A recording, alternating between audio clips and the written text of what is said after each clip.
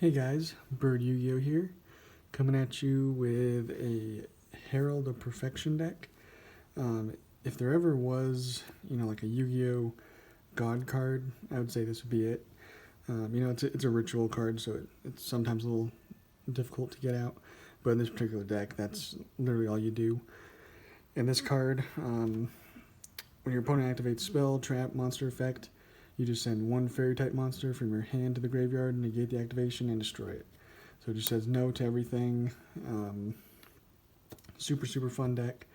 Very, very consistent. And yeah, let's just hop right into it. So start off with, we play 3 Herald of Perfection. You want to see it all the time. You want to summon it every turn. And just so you know, this is more of kind of like a going first deck. Definitely, obviously, because of all the negates you get from Herald of Perfection. But there is one card that I definitely recommend playing in this deck because it does allow you to go second as well. For like potential problem cards, you can destroy them. So we'll get to that here pretty quick. Now we do play 3 Cyber Angel Ben 10. You're never going to summon it. Basically, you're wanting to pitch this to summon your Herald of Perfection because you basically are searching a light fairy type monster off of this, which is how you're using your Herald's effect to negate is by discarding a light fairy. So this is a no-brainer in the deck. And also with the ritual spell, you'll be tributing this to summon Herald, and then you'll be chaining this and chaining the ritual spell to add this to hand, which this is a light fairy type monster as well. So you can also discard this off of Herald of Perfection as well to negate. So just off of this one card, you're getting 2 guaranteed fairies in hand. Way too good to not play. 3 Manju. He's not the best normal. I'll show you the best normal summon that you can have in this deck. This particular deck actually has a lot of normal summons, but it's not too detrimental because all of them except for 3 of them you're able to ditch them for Herald of Perfection. So they're not really bricks in the hand because you always want to be able to do something. So just having the ability to do that is definitely a necessity, and Manju is just going to be searching you basically any ritual monster or ritual spell and adding it to your hand. And again, it's a light fairy type monster, so you can use it. The best normal summon, I think, in this deck is Yugioh. So it's not a light fairy. That would just make it obviously too good. Basically, you're going to be normal summoning this and sending. You pay 3,000 life points to send 1 card from your extra deck to the graveyard. Most of the time for your combo plays, it's going to be Herald of the Arclight, and especially going first, because this is going to get you some searches, either a ritual spell or a ritual monster. But if you're going second and you need to get rid of a problem card, that's why we play this guy. Elder Entity. So this one, if it's sent to the graveyard, you can target 1 card on the field and destroy it. So obviously going second, if you can use Yugioh, it'll help you out a lot. So it's life points, but life points don't matter. If you're winning, getting 2 searches off a Herald, and able to get a bunch of negates on board, that's never really going to come back to haunt you. Spend 6,000 life points. Really good engine that we definitely want to play in this. Star Seraphs. So we play 3 Scepter, 3 Sovereignty. They're light fairies, so they fit in perfectly with our theme. And also, you can search them off of Cyber Angel Ben 10.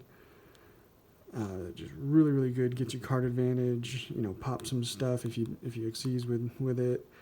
And going first, we have some options for some Xyz plays with these, and going second as well. So it really good in this deck. So I would strongly recommend playing that. So this is kind of more like our consistency plays, and then I do have kind of some a little bit different ways cards that you can play. that'll just kind of help you out. Sometimes they're bricky, but they're still usable. So one is Power Angel Valkyria. It's another light fairy, but say you have Herald and you have her on board. If you negate anything, you're going to be adding a light fairy type monster from your deck to your hand. Again, more advantage, get you another negate for Herald. I think it's really good and really fun to play. And it's got some high attack. Basically, you're not going to be attacking too much with this. You're going to be negating. But if you do, this comes up, and also Scepter has some good attack as well. So you have some options there if you do want to put up a little bit of damage. And another card as well, I'll show you. And then I play the Eva engine.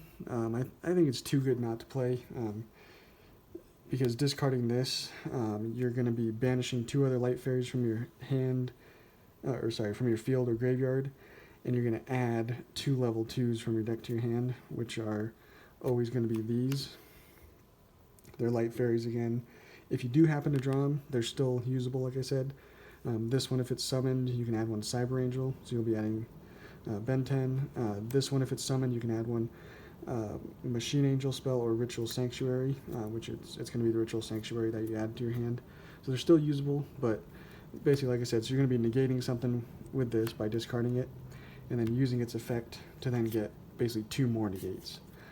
It's super good. They're all usable because they're all light fairies, so it's not really a brick if you draw them. You prefer not to. You prefer to search them. But the last 2 cards we play, Christia. If you can get Herald of Perfection and Christia on board, I don't see any way that you could lose, to be honest. Because you get high attack power with this. They can't special summon. You're negating pretty much anything they try to do.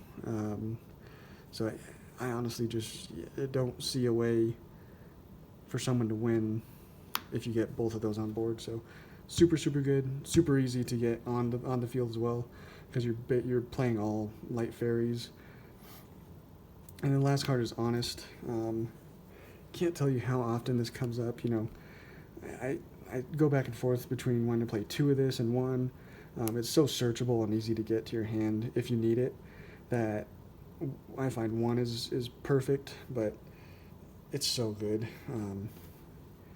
If you happen to have a Herald in attack position, which I wouldn't suggest too often, but because its defense is 28, so it's too good to have in defense. But if you happen to have that in attack and just need to get over something, you have an Honest. It's really, really good. So definitely like that. That's it for the monsters. I don't play any of like the Talismandra, Candle, that whole engine. It can brick sometimes, and none of them are light fairies, so I'm not crazy about it. But on to the spells. Ritual Sanctuary. It's your field spell. It does everything you want it to do for this deck.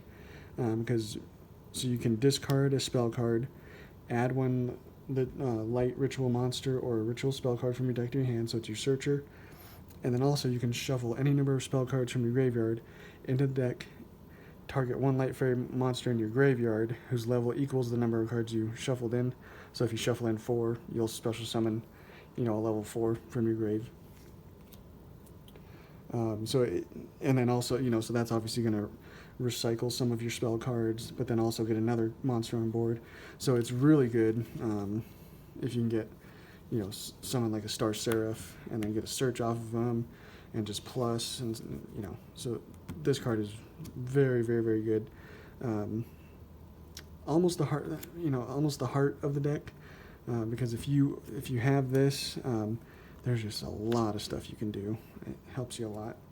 And also, you can, since you're discarding a spell card, sometimes you can discard, your ritual spell, and then you're also playing, for obvious reasons, Preparation of Rites. So sometimes that'll help you to, add, and then also add, so you're basically getting free cards off of this as well. So that comes up every now and then to discard your ritual card, spell card. Probably the best card for this deck is Pre-Preparation of Rites. You're going to be adding one ritual spell card from your deck to your hand and one ritual monster that's listed on that ritual spell card. So you're adding Dawn of the Herald, and it specifically states to summon Herald of Perfection, so you're going to be adding this and your Herald of Perfection off of just one card. So amazing, perfect for this deck, exactly what it needed. We also play 3 Preparation of Rites. That should be obvious as well, because all of our ritual monsters are level 6, so you're able to search any of your ritual cards. And then if you have a ritual spell in your graveyard, you can add that to your hand as well. Play extra Foolish Burial. I'm maxing out on all this stuff because we're trying to make this deck as consistent as we can. Because like I said, the goal is obviously to get the Herald on board and Christia if you can. And the best way to just do all that is as many ways as you can to search. So this is going to be, most of the time you're going to be sending your Herald. But again, if you need to get rid of a problem card, sending this will help you out a lot as well. So definitely play that. Again, it's more life points, but this one is just paying half. It's not paying an exact amount. So this will never get you down to 0. And then now some draw power. Pod Desires. Again, our main goal is Herald of Perfection. So as long as you have one on board, you should be, in a good position. So Pod Desires, banishing, other stuff, not too big a deal. If you're getting to your Herald of Perfection, that's all you need. Play Celestial Observatory. Really, really good draw power for this deck, because you're going to place one level 6 monster from your hand or face up on the field to the bottom of the deck, draw 2 cards. So anything that says draw 2, and it's such a small cost. You're just sending one of these and then drawing 2. So if you have one of duplicates of anything, like these are so searchable. Off of any of these, you're going to be searching one of these. So drawing other cards that you need, just for more negates, basically, for your Herald of Perfection, always a good thing. Because ideally, you just want to be able to summon your Herald of Perfection and have 5 other light fairies in your hand, which basically means your opponent's probably not going to be doing anything next turn. So, and then also for the last draw power, Merciful Machine Angel. This one you have to specifically tribute a Cyber Angel ritual monster from your hand or field, draw 2 cards, then place 1 card from your hand on the bottom of the deck. And for the rest of the turn, you can't special summon except for ritual monsters, but that's mostly what you're going to be doing with this deck anyway. But it's not as good, obviously, as these other draw 2s. So we only play 2, and it's it's very specific with Cyber Angel. So definitely a necessity, but not needed at 3, I don't think. 1 Terraforming, we can only play 1. I don't know if I'd probably play 2 if I could, just to search out that field spell, but 1 is fine. We're good with 1. And then the obvious ritual spell, you have to see this to summon your Herald, so you play 3 of it. So, and also the cool thing, I kind of mentioned it before, we'll just say, so you have this, you're going to be using this, tribute your Ben 10 to summon out Perfection, and then you're going to chain Ben 10 and Dawn of the Herald. So Dawn of the Herald will banish to add Ben 10, and then Ben 10 is then going to add a light fairy type monster. So, really whatever, Christia even. And then if you have other cards, obviously you'll want to get Christia and Perfection on board. Or obviously, since you didn't normal summon, you could even search out a Scepter. Say you had a Scepter in hand already, search out the Sovereignty, and then you can go into those plays. Super good going first or second. But yeah, that's that. Extra deck is fairly important. There's a few specific cards that I feel you have to play, and those are definitely, you're going to play your 3 Herald of the Arclight. You have so many ways of getting it to the grave, you have to max out on it, because we have like Extra Foolish Burial and Gale Dogra to get it to the grave. So super good. It's going to search you any of your ritual monsters or ritual spell cards. And we have ways of actually abusing this as well. I'll show you a card. When it's sent to the grave, you can then get it back. I'll show you that. Elder Entity, I mentioned this is your best going second. So going first, you're going to want to do as much searching as you can. Going second, you probably want to get rid of some problem cards.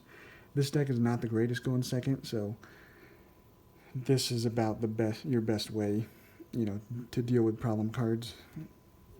Is that going first, and your Star Seraph plays, you want to make Evil Swarm Ouroboros, because you're going to be basically ripping a card out of your opponent's hand. And in a deck like this, where you're putting up one of the best negates in the game, ripping a card out of your opponent's hand most likely is going to mean they lose. So definitely a must-have, since we're playing the Star Seraphs. Going second, Deltaros is usually better to make, because your opponent can activate cards or effects when you normal special summon a monster when this is on the board.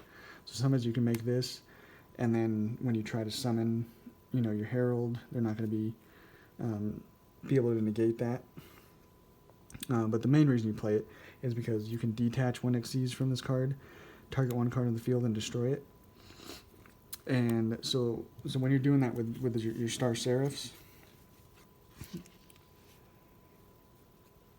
if this is the material, so most of the time it's going to be, these 3 as your material for this. When you exceed with Star Seraph Scepter, you're going to be popping a card, and then with Deltaros, you're going to be popping another card. So really good going second. You're just going to get rid of problem cards again. And then sometimes on top of the Deltaros, when you end, you'll want to make Consular Diamond for any decks that like to use the graveyard or dark decks. This would be good to make. And then one of the cool little techs you can play is Nyarla, because with Nyarla, if you have a Herald of the Arclight in the grave, and you can make this, you make this, detach, and then target this to put it under, and then when this leaves the field, you're going to get another search off of Herald of the Arclight. So it's really good, cool little tech, just a cool little thing you can do, because it's not too starved for space, the extra deck, so you can play some fun little stuff like that. And then Abyss Dweller, sometimes, ending with an Abyss Dweller and a Herald of Perfection, that's a, automatic win sometimes.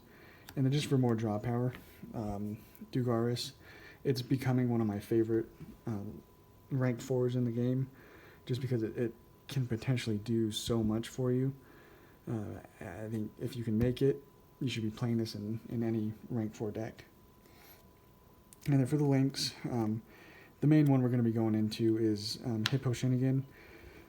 It just requires 2 light monsters, and it's going to get you some more attack and defense, and then it also can add you some more cards from your grave when it is destroyed by battle or card effect. You'll be able to add a light monster from your grave to your hand. But then also, if it does end up in the grave, it's still a light fairy for your Christia plays and whatnot.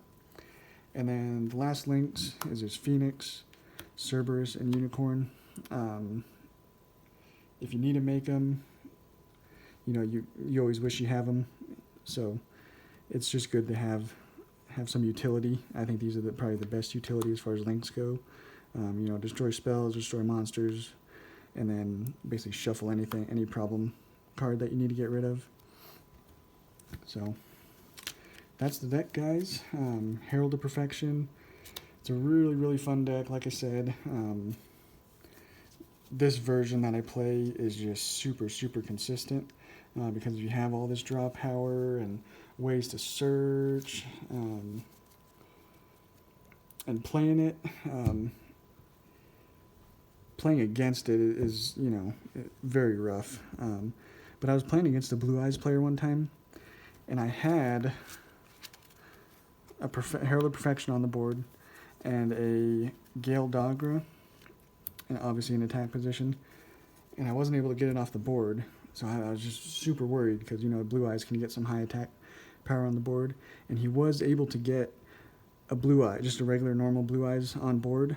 I can't remember how. I probably ran out of negates with Herald of Perfection, and he was able to get one on the board. But when he went to battle phase, he was so worried about Herald of Perfection that instead of attacking, because I'd already used, obviously, I was down to 2,000 life points, he could have just attacked my Gale Dogra and won the game. But instead, Herald of Perfection is such a scary, scary card that his mind was just set on getting rid of Herald of Perfection. So he attacked the Herald of Perfection with his Blue Eyes. I was like, okay. And then my turn came around, and I'm sure I had lots of card advantage just because of Gale Dogra and whatnot. And I was able to win.